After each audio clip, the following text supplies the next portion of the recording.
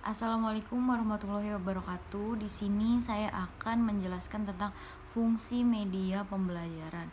Nah, fungsi media pembelajaran ini adalah untuk mempermudah materi yang diberikan oleh pengajar kepada peserta didik. Di sini sudah jelas ya, kata kuncinya mempermudah.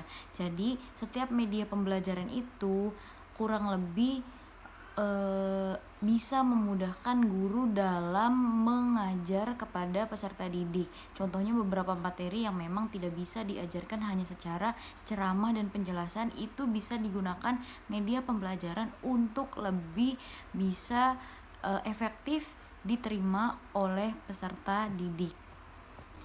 Lalu selanjutnya ada manfaat dari media pembelajaran. Manfaat yang pertama adalah meningkatkan perhatian peserta didik. Jadi ketika peserta didik itu belajar, kadang-kala mereka itu merasa bosan, ngantuk, jenuh, ya kan? Nah, untuk meminimalisir hal seperti ini, bagaimana sih guru itu agar dia bisa mengajak peserta didik happy, ceria, bersemangat, antusias dalam mengajar? Itu guru memberikan materinya bisa menggunakan media pembelajaran. Contohnya, ketika guru menjelaskan tentang pelajaran sejarah hanya dengan ceramah dan berdiskusi, itu anak-anak pasti akan mulai merasa bosan dan mengantuk, bahkan bisa sambil bercanda dengan teman lainnya atau bahkan mengganggu teman lainnya yang sedang fokus memperhatikan guru dalam menjelaskan. Nah, agar hal seperti ini tidak terjadi, guru bisa menggunakan media pembelajaran, contohnya menggunakan proyektor, menampilkan video-video saat masa-masa penjajahan atau masa-masa kemerdekaan. Nah, itu sama saja dengan guru memberikan materi sejarah tapi dengan cara yang lebih menarik, dikemas dalam video. Nah, ini anak-anak yang tadinya mereka ngantuk, mereka tidak semangat, mereka jadi fokus kepada video yang ditampilkan oleh guru. Nah, ini juga menjadi salah satu manfaat dari media pembelajaran. Lalu manfaat media pembelajaran berikutnya adalah untuk memperjelas penyampaian materi.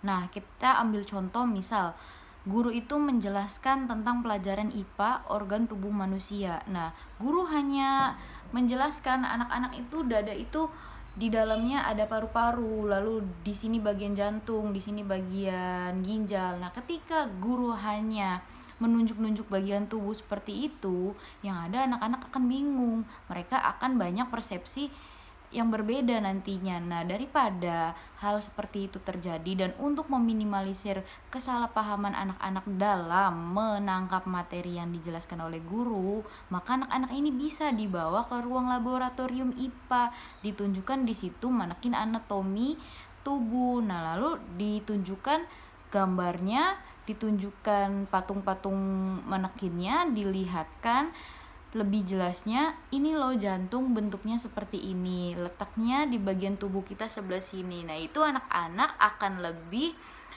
efektif menerima penjelasan dari guru. Nah, ini yang dimaksud dengan manfaat media pembelajaran untuk memperjelas penyampaian materi.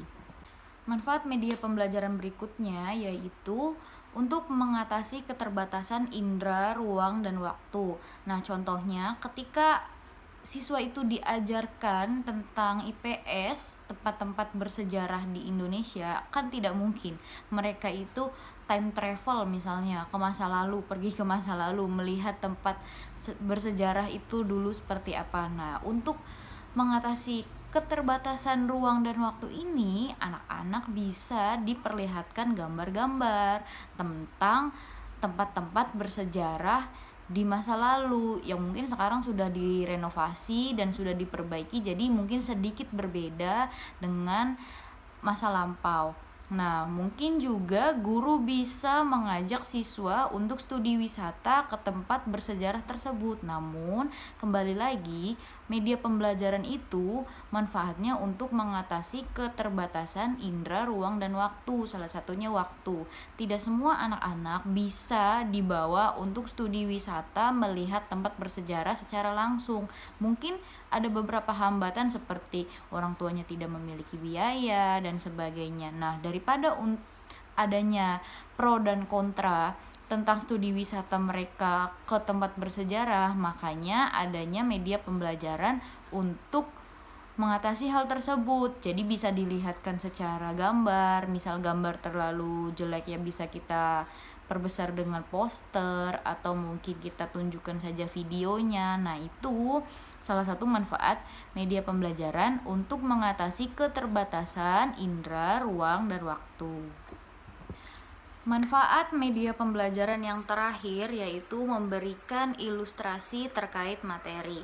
Contohnya seperti ini, ketika anak-anak diajarkan tentang pelajaran IPA, yaitu tentang hukum Archimedes, kita bisa sebagai guru menggunakan percobaan telur. Nah, di sini kita akan belajar bagaimana masa percobaan jenis telur ini ketika dia itu ditenggelamkan ke dalam air. Apakah dia akan mengapung, apakah dia akan tenggelam, ataukah dia akan melayang. Nah, ini kita berikan ilustrasi kepada anak-anak dengan menggunakan media pembelajaran. Nah, menggunakannya media pembelajaran apa? Ya bisa kita contohkan tadi, telur, lalu juga air, terus juga wadah atau gelas sebagai ilustrasi kepada anak-anak ketika telur itu dimasukkan ke dalam air, apa yang akan terjadi terhadap telur tersebut. Nah, misal ketika di dalam airnya kita tambahkan garam, apa juga yang akan terjadi pada telur tersebut.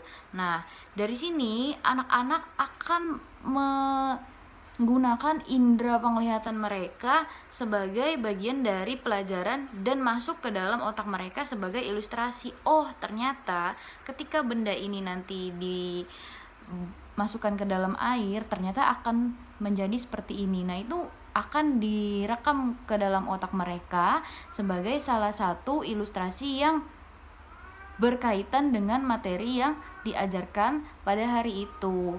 Jadi, media pembelajaran itu sangat membantu dalam memberikan ilustrasi terhadap penyampaian materi yang disampaikan.